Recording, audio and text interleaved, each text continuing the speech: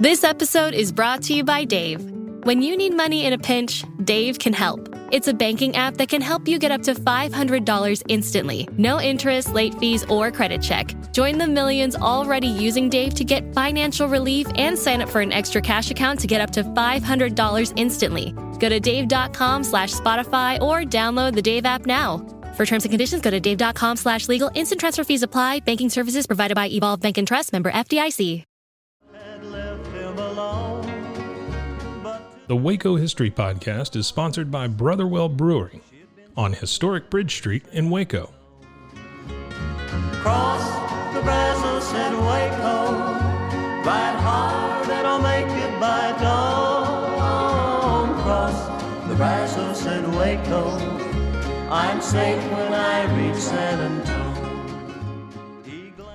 Welcome back to the Waco History Podcast. So as I thought of this episode, I'll introduce my guest here in a minute, but when Randy Lane and I started this years ago, we wanted this to be a warts and all podcast. So the goal here is not to celebrate Waco's history, but to understand Waco's history. And so I brought in a colleague of mine, Benna Vaughan. Welcome, Benna. Hi, thank you. Benna is a longtime employee, a fellow member of the University Libraries at Baylor University. You've been at Baylor since 2001, and I know you were in the Pogue Legislative Library for 11 years. 11 years. And so you've been about the same time, I guess, now in the Texas Collection. Right. So she's a rare manuscripts and books archivist in the Texas Collection, which is officed. Did I say that right? Yes. Okay. Which is officed downstairs from me. So I bug Benna quite a bit. But I am bugging Benna to come in today, and we're going to talk about who, Benna? Horace Sherman Miller. Horace Sherman Miller. So if you'll Google it, you know what we mean by wart. But he was a local, and he was a local of some influence. And we're going to get into why, but I would say this, again, as a bit of a disclaimer as we go forward. If we talk about being on the wrong side of history or the right side of history, or those who fought for something and those who fought against, to even honor those that fought for, we need to have a full idea of what they were fighting against. And so in this case, those were fighting for civil rights and equality were fighting against folks like Horace Sherman Miller. And the idea being, if librarians don't do their work as Benna has done her work, we don't have that record. And so what they were fighting for, there's an absence of what they were fighting against. So I'm really proud of the work that Benna has done with this particular collection, organizing it at Baylor University Libraries. But all right, let's jump in, Benna. Tell us a little. Well, give us some of your background, and then we'll move into Horace Sherman Miller, and we'll separate that so we won't mix the two. My background? Yeah. Well, I'm an archivist. I love archival work, and processing collections is one of the main things that I do at the Texas Collection. Mm-hmm. So I work mostly with the Texas documents, so all Texas all the time. That includes Waco. Mm-hmm. And you want me to go into Horace now, or what? You're not only a certified archivist. I am. I know you're involved professionally in archival organizations. So why are archivists important? If somebody's listening and they don't know what an archivist does, why are they important? Archivists save and preserve records and historical documents of enduring value. Okay. And that includes intrinsic value and historical value. So if an archivist doesn't save it, it's not there for mm-hmm. posterity. So I feel like it's an important job. Yeah. For sure. Yeah, so we can use an example of what we're about to talk about. This right. is a collection that has important historical value here locally. Before we jump into this rather large collection that you worked on, tell us a little bit about who this guy is. Horace Sherman Miller was a local guy, born in 89 or so, 1897. Mm-hmm.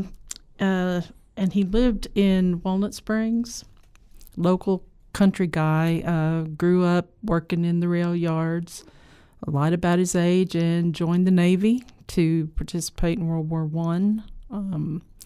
Was discharged in 1919, I believe, but he never saw overseas service, so he went back to the rail yards. And, grew up poor and kind of wandered around, got married, and eventually got struck by lightning in Amarillo when he was there on a rail job.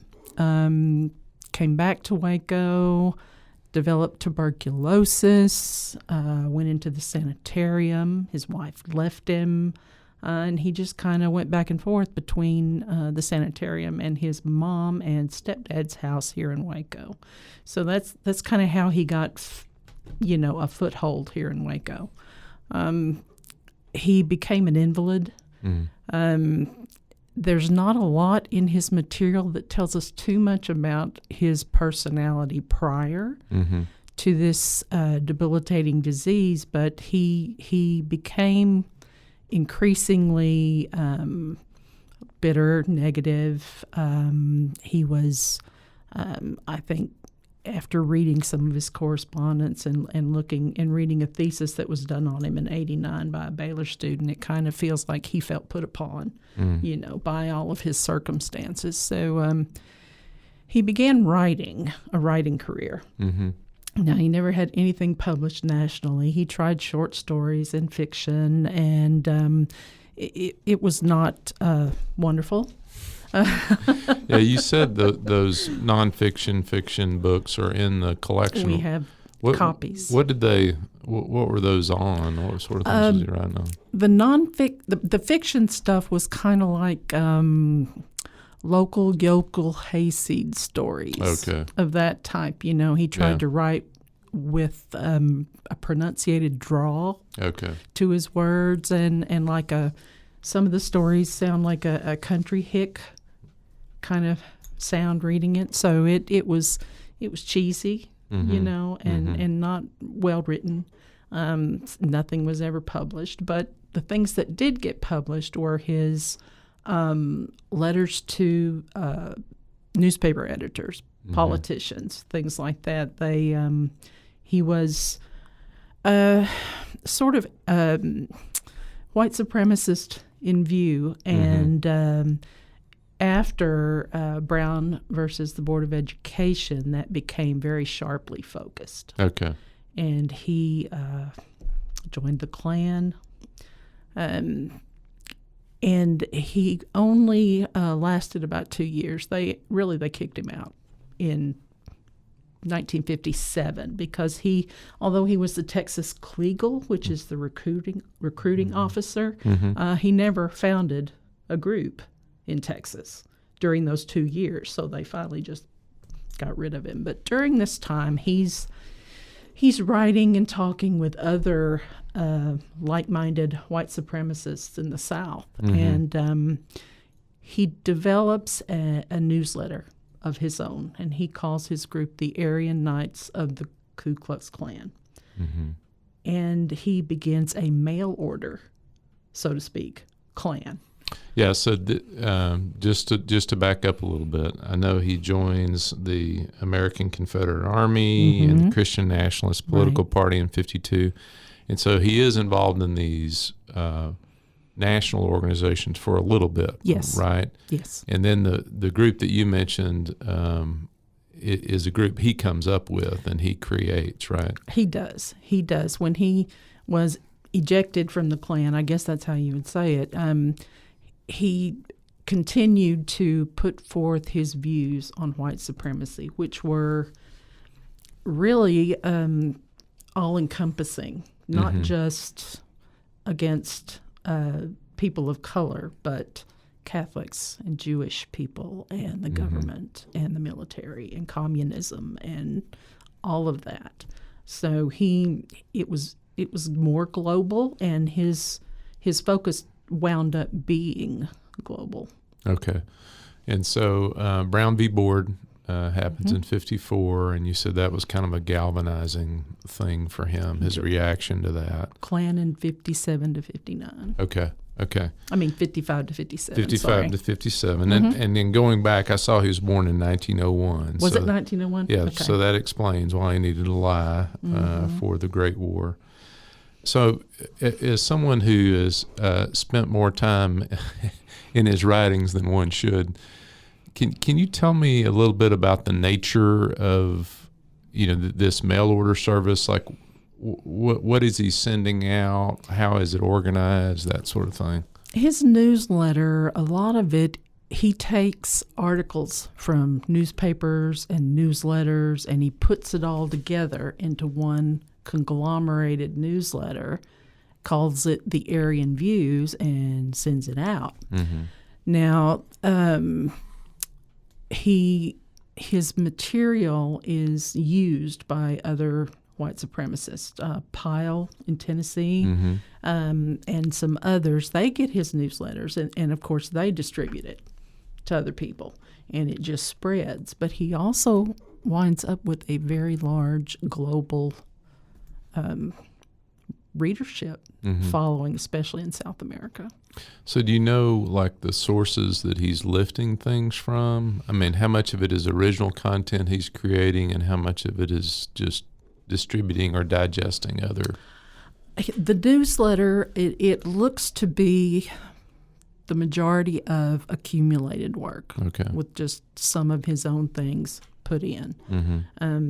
Now, a lot of the things that he does get published on his own are those letters to editors and things, and they will publish them in papers, and then he'll include that in his newsletters as well. So I would say mostly it's outside content, not necessarily his. Okay. And as you established, he's bedridden. He becomes bedridden. The tuberculosis settles in his bones. They become very brittle, and he does his work from bed with a typewriter hanging over it. And so this is his mom and stepfather's house. He settles in Waco. Yes. And so he's living there. I guess initially he's living there off of them. He can't make a wage. Do we have a sense of kind of how his mail order business evolved? Well, the majority of his money was spent in publishing this, having it printed, and then mailed. Okay. He tried to get the Klan to pay for some of this dissemination, and they did, just for a small bit, but most of it was all him. And in fact, he complains a lot about how much it's costing him to get this stuff out there, but he continues to do it. Does he have kind of a cause statement or kind of a byline that, as he publishes, that explains kind of why he sees he's doing what he's doing? I've seen quite a few different things that he said, but off the top of my, there's so much. Yeah, Stephen. Yeah. There's so much, and he says things over and over, but then he says different things to other people he's corresponding with. So it's while he talks about white man's party, things of this nature. I don't recall an absolute statement of his own. Are there particular kind of causes or issues that he seems to center on in the content that he's distributing? Yeah, there are subject files in his collection, and those are the files and material that he collected and that he felt was important to keep, and they are on African Americans, Catholics, Jewish people, communism, the Klan, and the U.S. government and military. Okay. So those are the broad umbrellas. And then within that, he would pick up on anything in newspapers. I've got, over 127 different newspaper titles in that collection. Oh, wow. I have got over 220 different newsletters. These are from grassroots groups, religious groups, government groups, foreign material. That's what's so impressive to me about his collection is the breadth of the material he was able to collect about those issues during that time period. Yeah, and even as we think about the importance of the collection, these may be the only representation of some of these publications that is archived anywhere. Yes. I mean, that would be its own research project, Yes. which would be a big research project. So this is the 50s, so I got to assume he's getting these via mail. Yes. And he's cutting and pasting this thing together? He is, and the foreign material, he has people in other states translating it for him. Okay. And then sending him the translations. So he's cutting, he's pasting, but he also collects full publications. Okay. Of a lot of the journals, magazines, newsletters, and then there are just general publications that don't really, that weren't collected in runs, but are just really interesting and often disturbing material. Oh, I can imagine. Yeah. His business, I mean, I'm just interested in kind of a little bit of an insight in the mail order sort of business that he's running in the late 1950s, how he's making it work. I mean, do we know what his subscription rates are or anything like that? There were some figures in the thesis that was written on him, and this gentleman put together publication amounts and figures and things like that. But I have boxes of addresses, names and addresses, and mailing lists, and things of that nature within the material. Okay. And I've seen you present on this, and you highlighted kind of the international. Yes. And I'm just, in an age of the internet, we know how hate spreads digitally. I'm just trying to wrap my mind around, share, if you would, some of the places that he ends up mailing to. There are 29 foreign countries that he mails to. A lot of the South America countries, of course, and that kind of makes sense after the war. But also Egypt, Finland, Greece, Israel, Italy, South America, of course, Canada, the United States, Belgium, Austria. I could go on. Yeah. I have a list. Mexico, Nigeria. Yeah, I'm just trying to get a sense of how someone in Nigeria would know to sign up mail order for a thing like this. I don't know. I think that people, contextually during that time period, it was a period of fear for everyone. Yeah. In some way or another. And I think they shared this information and they shared these materials, and it just grew. And it seemed to have grown pretty rapidly, which, as you say, with the internet, it's instantaneous, but this seemed to be a rapid spread of material. So, because he's going to pass away in 62? 64. 64. So we're not talking about a long period here. He really starts developing this business model, this newsletter in the late 50s. I'd say 58. 58. So, and he's going to publish it up until his death, right? Okay. So there's about a 6-year period where this thing is growing. He puts out about 996 newsletters. Wow. Okay. So. Then we've got just about every one of them. So I'm trying to 996. So I'm thinking is this a weekly or? I'm thinking it sometimes may have been more than one a week. Yeah. Okay. As the need was, so to speak, for him. Yeah.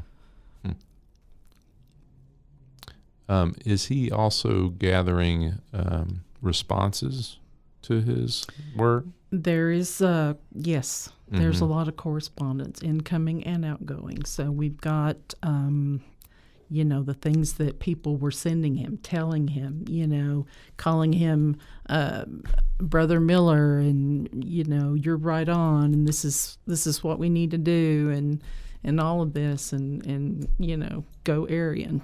And then you've got the other end, people telling him he's nuts. Mm-hmm. And then you've got the invitations to the Kennedy dinner the night before the president was assassinated. Oh, my gosh. Wow. And he was anti-Kennedy, anti-Catholic, and wrote everyone. So, maybe they just sent him an invitation to try to bring him around. I don't know, but it's in the collection as well. Oh, my gosh. That raises a good point. I mean, what are some other things that you remember coming across? Because this is a collection that sat there for a long time, It did. And was unprocessed.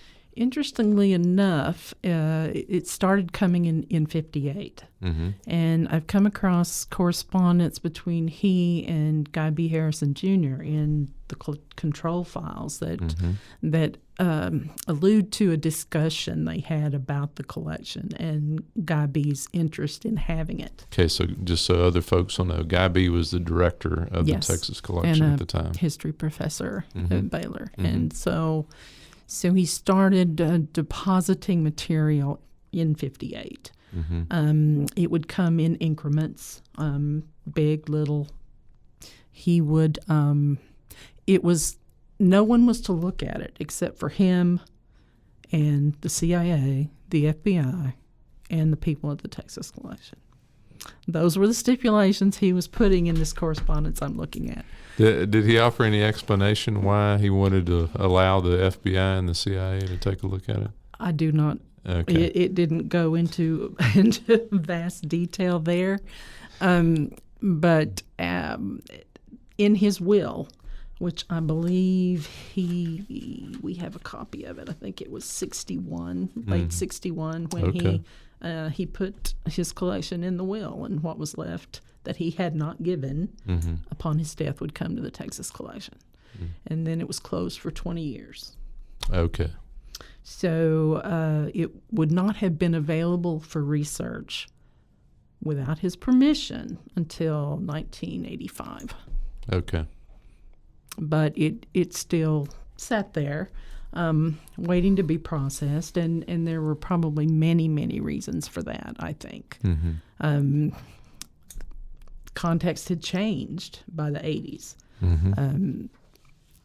Historical preferences and things that were being studied and things going on in the country, in the world,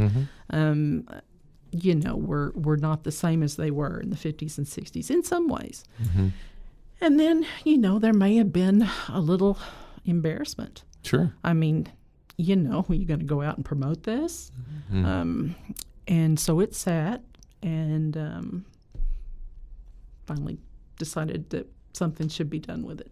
Can you talk about the decision to begin working on it? How that conversation went? And yeah.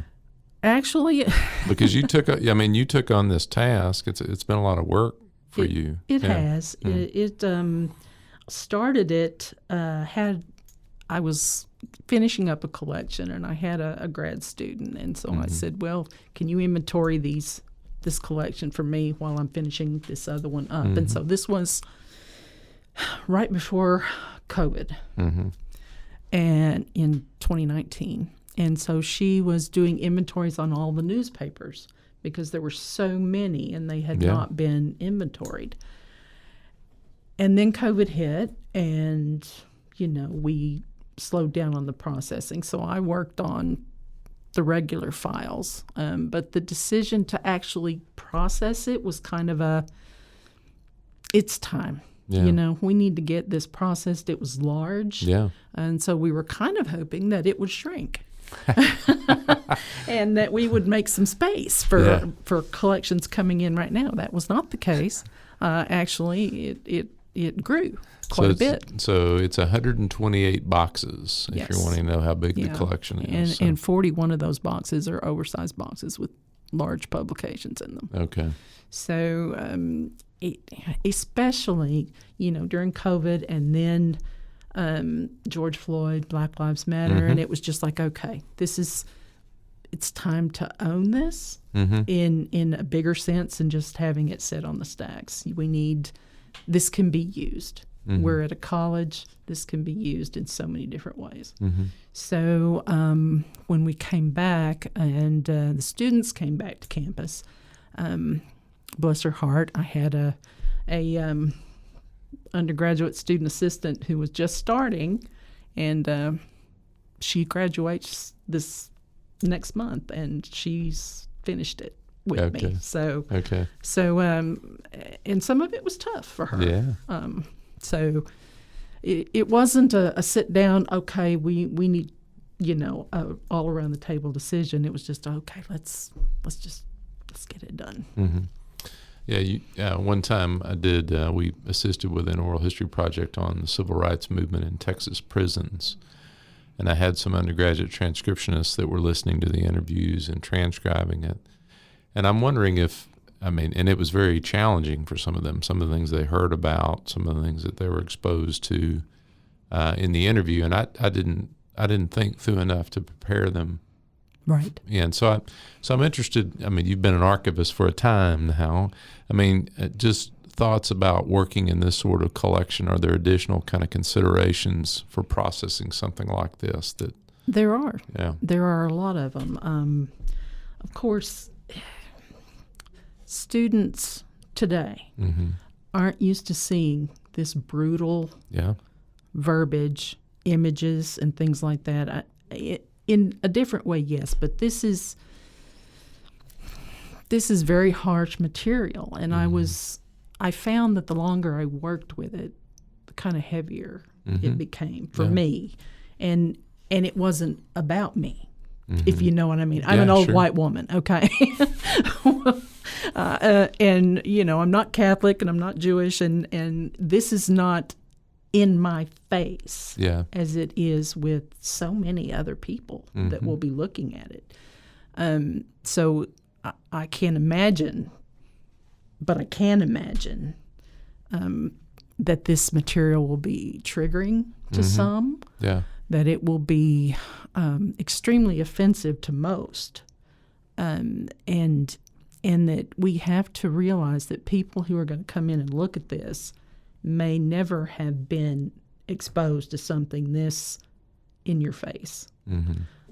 There's not a piece of plexiglass standing between you and this document telling you how to interpret it. It's all guttural and, emotional and primal in a way, especially some of the more race-related material. Yeah, you can't, you can't put an asterisk on all of it. It's just hard to prepare someone for this. And in the finding aid, which is the guide to the collection that people will be able to access online, I say that this material was made in a time that is different from today. And the context of how and when that was created needs to be remembered when you're using it. And we have chosen to leave the folder titles and the words as they were to maintain that context. You can't just get rid of everything.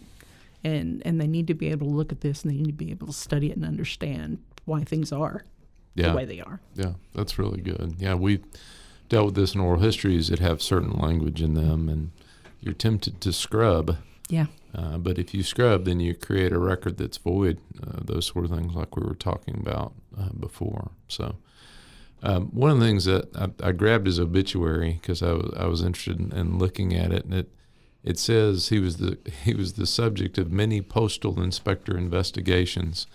I don't know if it was any of that in the archive that you ran across. I didn't see that section of it. Now remember, there's so much there. I would still be working on it if I actually read everything. What I do know is that quite a bit of his foreign correspondence, they'll say, don't sign this and send it to a different address. Don't mail this to my home. Don't put my name on this, because especially in South America, Chile, Argentina, they were watching Horace's network there.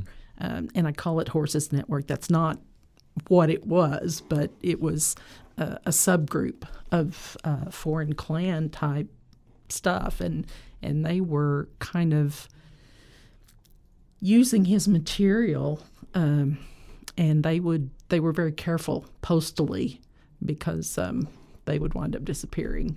I've got friends who've disappeared, things of this nature. It was, and I think I read somewhere in the papers that some of his material has even led to bombings and deaths in South America.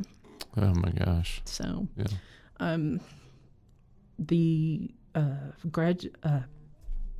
student using this material recently from Emory University was looking at the networks, the white supremacy networks internationally and globally. And he came across Miller's material in the National Jewish Archive.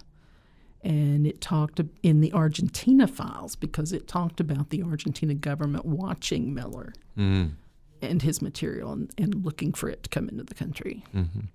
Well, sometimes you process things and they sit there a while and they're not used. What was it like talking to him after he used some of the collection? What were his reviews of the collection? Well, he wrote us a very nice write-up on it. I thought I brought it, but maybe I didn't. He said that, what he was researching was, quote, a global post-World War II matrix of white supremacists that spanned every continent except Antarctica. And that boxes of propaganda from Argentina, Austria, Belgium, India, Palestine, South America, Spain, and the U.S. publishers illuminate a startlingly robust far-right print culture that historians have yet to consider. Oh, wow. Yeah. So, he says that it's a collection unlike any collection on the Civil Rights era or KKK that he's come across. Wow. So, which was pretty high praise. He's been in all these places. And he said that this collection even led him to 2 foreign collections that he needs to check out before he can finish his dissertation. The back to Horace Sherman Miller for just a minute. I mean, that's amazing. I mean, that's a great validation of the many hours that you guys spent processing this collection and the money that's going to be spent maintaining and preserving the collection. Right. The organization that he created, the Aryan Knights of the So it really it's not an organization as we would think about it. It's really a subscription club to the newsletter. Yes, basically. Yeah. Basically, as far as members go, right. He was the sole member of he was the lone member of the organization, right? Yeah. Now, I was just wondering if it expanded to more of a membership organization. He would refer to people as brothers, and things of that nature, but it was just more in a kind of inclusivity type thing. You're a white supremacist too, type thing. I think he is on one list, post Un-American Committee, but not anything else. Nothing.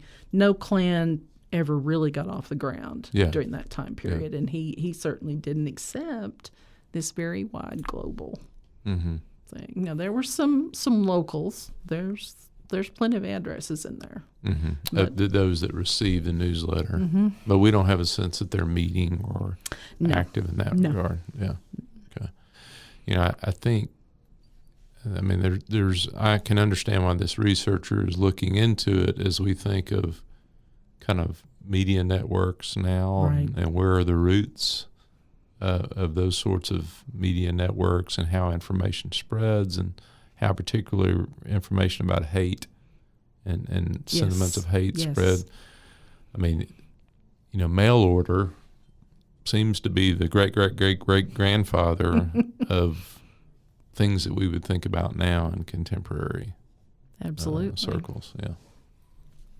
Are there any other things that you ran across in the collection that you want to make sure you mention that kind of maybe also shine a light on what you found as you glimpse through? And again, I know you're not holding every piece. No, that's not what this involved. But a lot of shock, you know, just on the different. Again, it was that accumulation that most impressed me, which made it a little difficult to. I even presented on this at conference a year ago, and you know, you get some funny looks when you're promoting the collection of a white supremacist. Yeah. And why is this so great? Well, it's not great for what you think I'm saying it's great for. You know, it is great for that too in its own way, just for understanding and context and knowing why. There are so many things, Stephen, in this collection. I think if I had time to delve deeper, I would go into the correspondence and read it fully, which I don't get to, because I think to be able to understand more how this came about, you've got to read between the lines in his correspondence. I know in the dissertation that Davis wrote in '89, he does go into correspondence between Pyle and Miller, and it talks about their developing relationship and how Pyle kind of mentors him in writing, because Miller didn't graduate from high school. Yeah. So that's kind of impressive in itself that he would, you know, wind up doing something like this. But he kind of mentors him in tries to better his writing. Teach him how to, in fact, one letter talks about how you need to respond to clergy to shut them down when they're trying to say, no, this is not, you know, and that kind of thing. And I think I would go back into that correspondence a lot deeper. Some of the newsletters from grassroots organizations and the things they supported are interesting. I think actually there's a lot of material in support of him and the Klan movement from pastors and things of that nature in there, and that needs to be looked at a little more closely as well. Yeah. So I think there's a host of avenues of research from the collection. So so thanks for your work on it. Well, you're welcome. Thank you for I hope acknowledging. I hope your next project maybe is a little, you know, I do oral history on some rough things, and every now and then I say I'm going to do a puppies and, you know, unicorns oral history project. I'm not going to choose something like this. You need a sorbet to kind of cleanse the palate a little bit after this, but I sure appreciate your work on it. Thank you. And coming and talking about it. I'm excited that it's going to be used. That's why we do this. We preserve this material for historical research and that kind of thing, and that's what this needs to be used for. Otherwise, it's just taking up space, and we're storage, and that's not what we're there for. So if you want to go see Benna and take advantage of all the great resources of the Texas collection, they're there in Carroll Library on the first floor. You can come up to the third floor and say hi to me if you want to. But amazing collections there at the Texas collection. Thanks, Benna, for coming in and talking to us. Thank you, Stephen, for having me. Cross the Brazos and Waco, ride hard and I'll make it by dawn. Thanks for listening to the Waco History Podcast. Like what you heard? Subscribe, rate, and review our show on iTunes so we can reach more listeners. You can find show notes and info on every episode at wacohistorypodcast.com and more info on Waco's past at wacohistory.org. Our theme music, used with permission, is Cross the Brazos at Waco, performed by the late Billy Walker. For more info on Billy's music, go to billywalker.com. Thanks for listening. We'll see you next time. Reach San Antone. This has been a Rogue Media Network production.